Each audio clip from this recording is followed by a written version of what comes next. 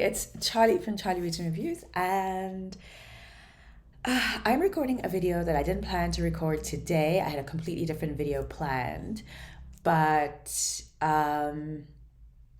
we are here.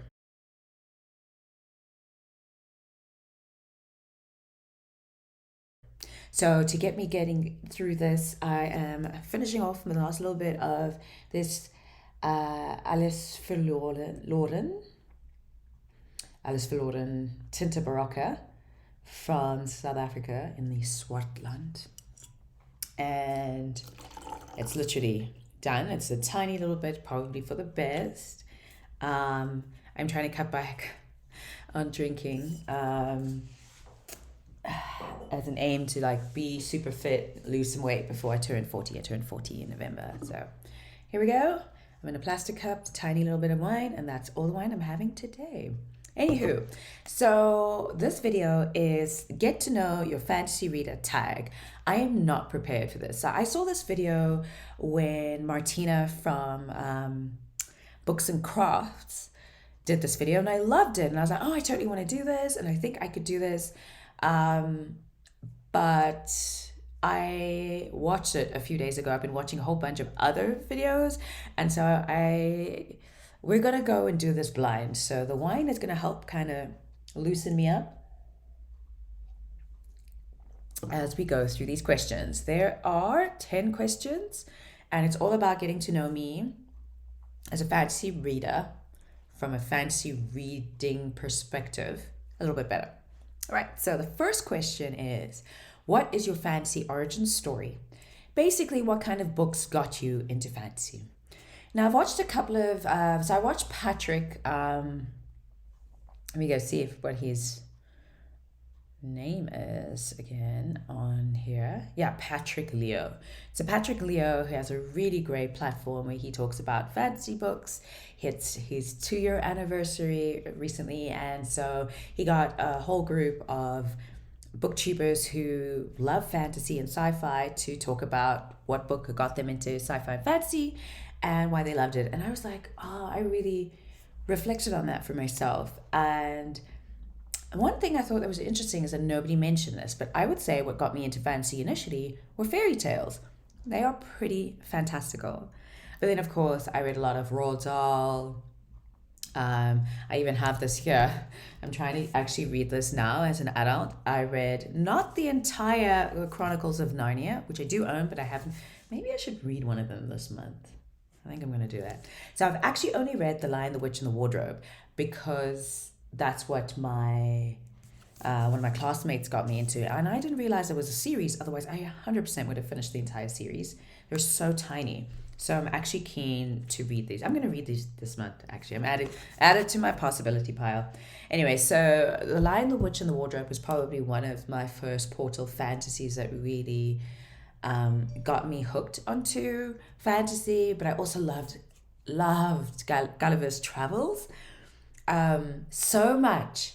And I remember I'd tell people, and people were like, what are you going on about? And I absolutely loved Choose Your Own Adventure, which in essence the themes were sci-fi and fantasy. And as I was reflecting on this, I realized that a lot of what got me into fantasy, besides reading the books that I've mentioned, was also just TV shows. I loved anything that was fantastical or scientific in nature, and I watched so much of it. And so even though over the years my reading in terms of this genre would end up being reduced or limited over time, I would make up for that by watching a whole bunch of shows. And I remember I was so hooked on the Lord of the Rings film adaptation. I love the entire trilogy. My dad bought us the entire DVD set, but the Fellowship of the Rings had me in a chokehold. I loved that series so much. So that's question number 1. Question number 2, if you could be a hero in a story, oh, this is a hard one. If you could be a hero in a story, who would be the author and what trope would you insist on?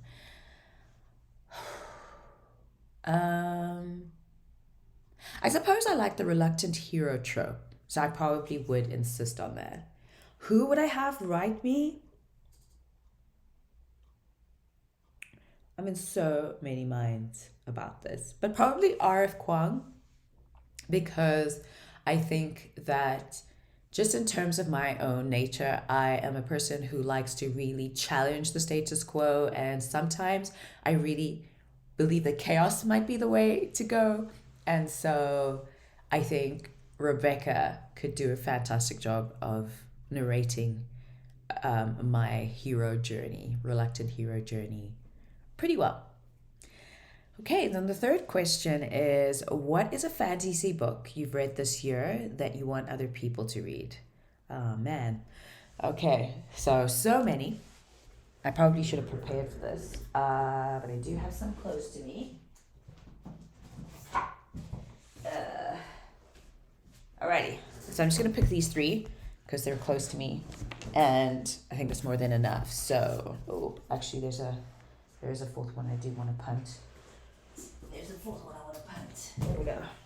Right, so I'm gonna start off with the 5th season by N.K. Jemisin. You can go check out my video, my midway wrap up for August to see why that is. As you can see, I loved it. I'm going to have to push these tabs in. It's so fascinating to see how in just a few weeks this whole thing has changed. But loved this. I think this is something, what I loved about this was just how the reasons for her having these 3 POVs makes so much genius sense. By the time you get to the end of this, it is part of a series. It's a book that also addresses climate change, which is very relevant to us. And I think what I also really found cool about this was that I wasn't really aware of what the race people were in this book. And I think sometimes that can be kind of cool to just have a story where you're not in your forefront assuming that the person is white or black or Asian or whatever. It's just a person on this world, and they're going through this journey, or a couple of people on this world going through this journey, their journeys. And yeah, loved it. So that's definitely one I would recommend to people, but I would say that people would have to push through the second POV, because I've heard a lot of people say that that's been a challenge. The City of Brass by S.A. Chakraborty or Shannon Chakraborty. Absolutely love this. I didn't actually read this, that's why there's no tabs. If I'd read it physically, there would be, but I listened to it on script. I definitely want to read this. Arrived after I'd finished it, so that's the only reason why. I definitely want to read this physically someday, so I'm glad I own it. What I loved about this was that it is, I don't know, a great book that showcases the different countries that have Islam in them. So in the Middle East, in North Africa, and apparently we'll even see some South Asian and East African representation in books 2 and 3. So I would encourage people to read this because I think it's quite a fantastical ride. It's really engaging. It's entertaining, and I think it's written in such a way that you really can't put it down.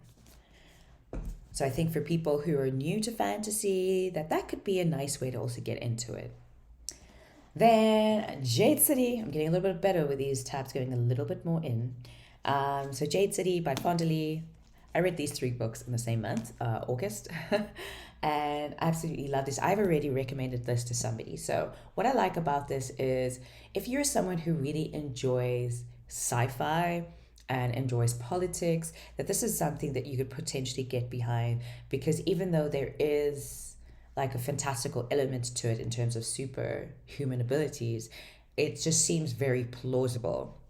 And so I think that this is also another great way for people to get into adult fantasy without it being too high fantasy. And if you really enjoyed like martial arts movies or any kind of mafia type movies or TV series like The Goodfellas, and I forgot what is that big one that everyone loved, the TV show, can't remember its name, with Tony, you would totally enjoy this. So that's another book that I would recommend. And then when you want to get into like epic fantasy, I really want to change these so badly. So I haven't finished this yet, but I love it, and I'm definitely going to finish this series. But if you want to start getting into epic fantasies, I think before you get into like a Game of Thrones with its 6 books, or a Wheel of Time with its I don't know how many million books, that this might be a much better way to begin, because it is an epic fantasy, but it incorporates some really interesting historical fiction and influences that I think a lot of people enjoy. And so without it feeling overwhelming, like even has there been any fantastical elements yet in what I've read? Not so much yet. Not so much yet have, well, there are some fantastical elements that have been featured, but nothing that the everyday human being isn't aware of yet in the book by the part that I've gotten to. And I think that this will make this a lot more relatable to someone who's trying to get a little bit more into high fantasy, but doesn't want to dive right into the Wheel of Time. Cool. Then question number 4. What is your favorite fantasy subgenre, and what is one that you haven't read much from? I actually watched a video this morning around fantasy subgenres just out of interest. So I haven't really read any grimdark, actually, now that I think about that. And I actually want to. Apparently it's like trending right now. I don't know any books that I should be checking out that are grimdark. Maybe a little bit of Rin in the Poppy War, but I don't know if I would call that grimdark. Or maybe that is grimdark. So I guess I want to explore grimdark a little bit more. My favorite subgenres of fantasy. I know what my favorite subgenres are of sci-fi. But I guess of fantasy, I'm really enjoying Silkpunk, which is basically a combination of sci-fi and fantasy, and like set in historical times, in particular historical China or East Asia. I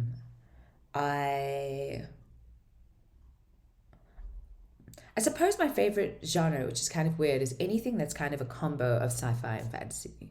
Like anything that's got like an dystopian, post-apocalyptic, or apocalyptical type of setting, I really do enjoy. I like fantasies that incorporate like mythological creatures from beyond. I mean, I love dragons. Very much. But beyond just dragons and fairies, just learning about how in different parts of the world they have all these different fantastical creatures. So, for example, I've just finished The Inheritance of Orchidia Divina, and that included some mythological creatures from Ecuador, for example, which was so fascinating to explore all of that. So I think I'd say that.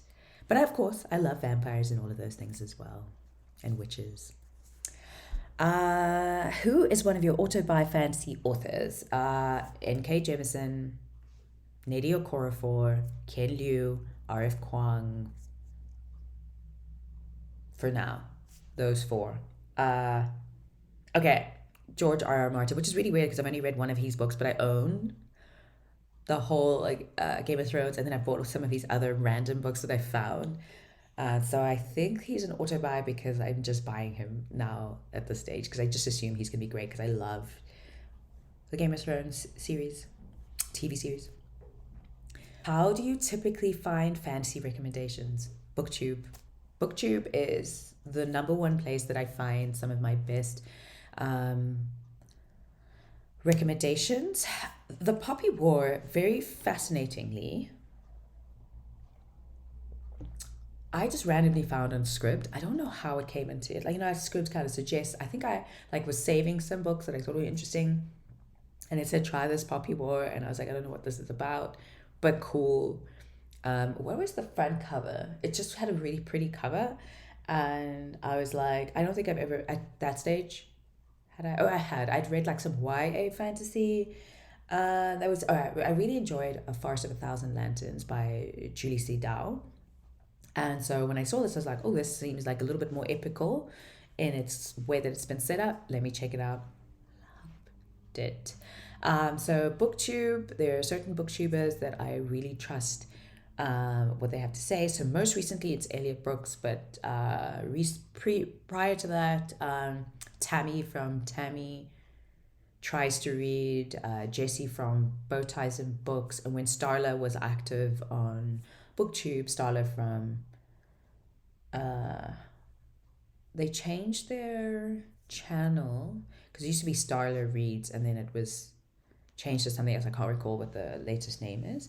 They're no longer very active on BookTube and not that much on Bookstagram, but I used to get some great recommendations from them. So most recently now, Elliot Brooks, I love her recommendations and her reviews. She, between her and Brandon Sanderson, and Jess from Jess Owens, between them, I finally bought the Mistborn trilogy, Era 1. So I'm going to be reading Brandon Sanderson's Final Empire this month because of them. And yeah, so I guess that's where I get most of it. I used to get some from, actually I still get some from Bookstagram as well. So from Bookstagram, there's a couple of people that I follow whose reviews of books. So for example, I got Jade City because of Tammy, from Tammy Tries to Read, and but I hadn't read it, so I'd owned it for like 2 years, and then I read it because of, I think it's Ash and her books and their crew. There's 4 of them. They all love fantasy. I think their joined Bookstagram page is Black Girls Do Read Fantasy or something along those lines. So they have some great recommendations. So that's where I get them from now. Otherwise, I sometimes would just walk into the fantasy section in a book store and then just go read. And other times I would go to the bookseller, especially if it's like a smaller, more intimate or more independent bookstore, and be like, do you have any suggestions for a fantasy book? I'm in the feel or the mood for XYZ. Kind of how I got into things. Upcoming fantasy releases you're excited about. Babel by R.F. Kuang. Technically it's already released, but it only arrives in South Africa as a physical book on the 15th of October. So I have to wait till then, so it's still a new release for me. It is available on audiobook on Audible, but I want to own the physical copy, so I've held back on purchasing the audiobook. And then I don't know if it's coming out this year though, actually. I don't know. I never know releases. I'm really bad with things like that. I only knew about Babel. I know that Shannon Chakraborty has written another book, but I think it's already come out. It's like within the same universe as the Devabad trilogy. It's like a river something. I'll put up an image of it. I'm keen to check that one out, but I still need to finish the trilogy first. I know that Vanderlee also has another book coming out. I don't know when it's getting released. I don't know if it's this year or next year, but I'm also keen to check that out. It seems like it's a standalone. It looks like it's set on a ship. That's all I know. But it's Vanderlee, so I'm in. And then N.K. Jemison's the second book after The City We Became. I haven't read The City We Became. I own it. But I want to finish the Broken Earth trilogy, and then I'll pick up The City We Became because I know that the second book should be out by the end of this year, so I definitely want to check that out. Cool. What is one misconception about fantasy that you'd like to lay to rest? That it is weird, out there, too strange, and not enjoyable. So the one thing that really fascinates me is that people think that fantasy is so strange, and whilst I can get why people could think that, because there are things like jinns, people with the ability to move earth with their hands, people who are able to have superpower because of a gem, gods who can control destiny, what other things? People with the ability to fly, witches, werewolves, warlocks, etc. And I know that a lot of people think that that is kind of strange and weird and just not realistic for life. But I think what people do not understand about fantasy and sci-fi is that a lot of the advancements that have occurred in our world in terms of the ways in which people consider human rights, um, technological advancements, our capabilities, our limitations, the ways in which we are discriminating against others for like the most random of things are best represented in the sci-fi and fantasy genre as a whole. And it's a great way for you to kind of suspend reality, because the truth is most of us are living in some kind of dystopian in reality. And we think that this is what the world should be like. And so when you read something else that seems so far fetched and so out of your space, I think it's great to be able to suspend your opinions, just relax and actually go with the book and see where it takes you and see how it'll open you up to exploring what it means to be a human being. Octavia E. Butler, sorry, is an automatic buy, but I guess because they have no more books coming out, it's just all about me finding the books and buying them all. Octavia E. Butler was an absolute icon at creating sci-fi, not really fantasy. So actually, I wouldn't put it there. So more sci-fi than fantasy, but they seem kind of fantastical in some of the series that they've written. But I think that when we read books like by Octavia Butler or even George R.R. Martin and definitely Ken Liu and N.K. Jemisin, that we are firstly opening up ourselves to a completely different perspective and world, which makes us a lot more open to interacting with people who are different to us, whether it's because of their religion or the color of their skin or whether they have piercings on their face, whether they are married or single, whether they're a parent or not. That there's so many ways in which we are segregating ourselves as human beings and sticking to what we know. And I think that fantasy helps you kind of suspend your opinion, suspend your perspective on what the rules of life are, and just explore other possibilities and makes you more open to learning from other people. It's not to say that it devalues your own culture, your own beliefs, your religion, etc. But it does say that I see the human in you, I respect the human in you, and I'm willing to learn from the human in you. And I think that fantasy and sci-fi, as a genre as a whole, really help facilitate that really well. But of course, it depends on how diversely you read your fantasy and sci-fi, of course. And then if someone you know that doesn't read a lot of fantasy asks for a recommendation, what are the first three books that come to mind? Like I said, I have recently recommended this to somebody who's never read sci-fi or fantasy, so I always recommend Jade City. I do have another book here. I just don't know where it is. Oh yeah. All right. So another one is Kindred by Octavia E. Butler. I know this is not exactly fantasy, but like I said, some of the things, like for people who don't read fantasy, some sci-fi can feel fantastical to them. So I do feel that recommending reading Kindred by Octavia E. Butler gives them that kind of small stepping stone into like suspending their judgment when it comes to such things. Anything by Neil Gaiman, I have not read this. This is part of my TBR for this month, but what I really would probably put up was The Graveyard Book. Phenomenal. Loved it. Really think this is going to be great for me to read as well. Also really enjoyed Coraline, but I would probably suggest The Graveyard Book to people who are completely new.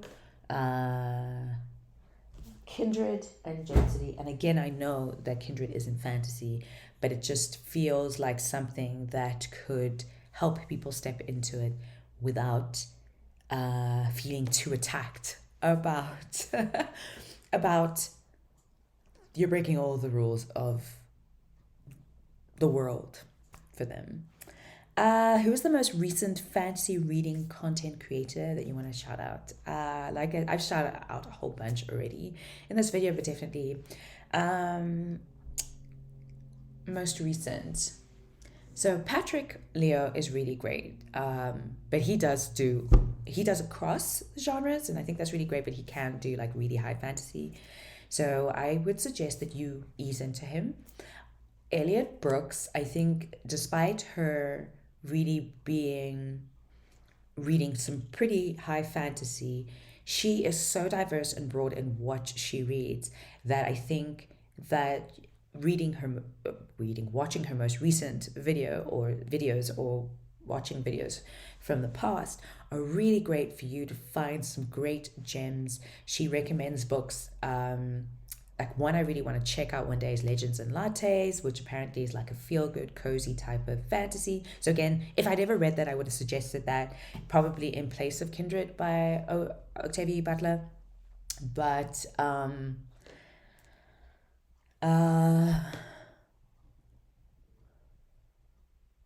she is a person that I really feel kind of covers you along your entire journey as a fantasy reader. So as soon as you've started, there's great suggestions that she has. She has plenty of videos with for beginning fantasy, like whether it's a standalone duology, a series, etc. She has so many different videos and they're so diverse. And I think that's what I really enjoy about her style. So I definitely want to shout her out. I also really enjoy Tammy Tries to Read. She hasn't really sorry, let me say they because I don't know their pronouns. They haven't really put out any books where they're really recommending fantasies of late. But I've came across, for example, Ken Liu because of them. I came across the sort of Kaigen because of them. I came across A Hero Born.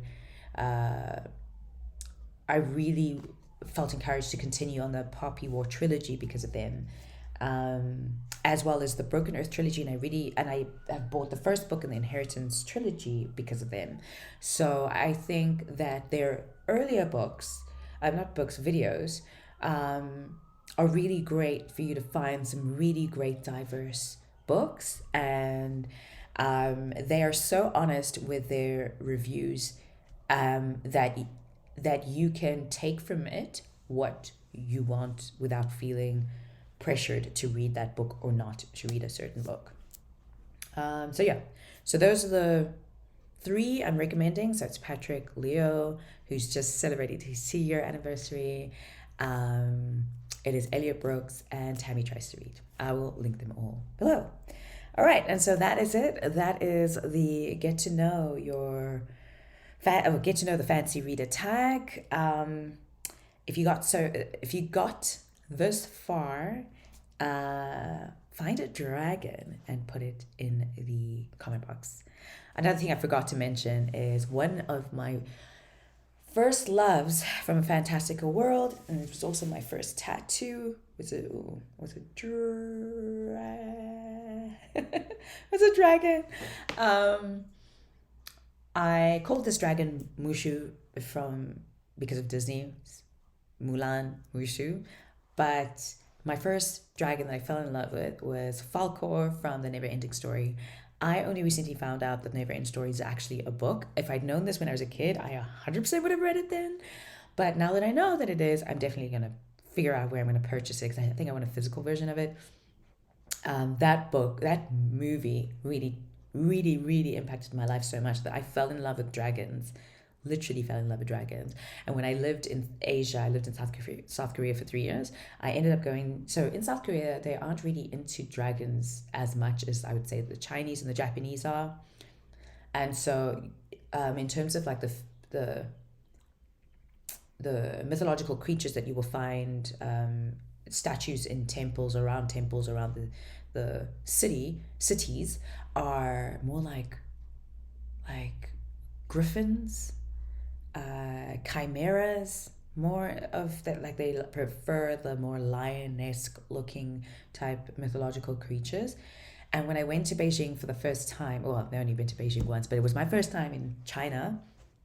And I went into Beijing and I was walking around in downtown Beijing and I saw this gorgeous dragon in front of me. I screamed. I'm sure people thought I was crazy. I was so in love with this dragon.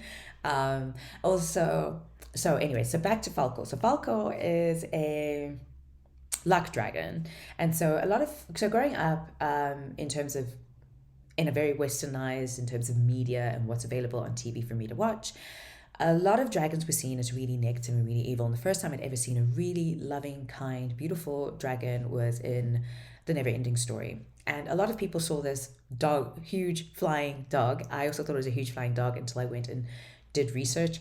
I don't know how I did this because there was no internet back then, not as prevalent at least as it is now. And so somehow I found out that it was a luck dragon. And I became so fascinated and I realized that in Asian culture, dragons are seen as, especially when they can fly, and they have, yeah, the moment they get their wings, they are now the epitome of wisdom. They're the highest level of wisdom or evolution that any being can reach. And this was such a juxtaposition to the way in which the West viewed dragons as these greedy, violent monsters.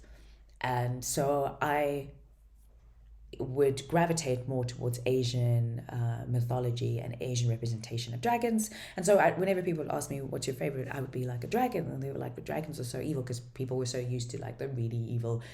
Think about Game of Thrones type of dragons, although I do like those dragons too, if I'm really honest. I do like them a lot. As much as they're a little bit more violent than the dragons that you would see coming out of the East, I still like them. Um, uh, and so, yeah, put down some dragons if you get this far. Sorry that this is like so off the cuff and so random, but you're getting to know me as a fantasy reader. Tag. Cheers.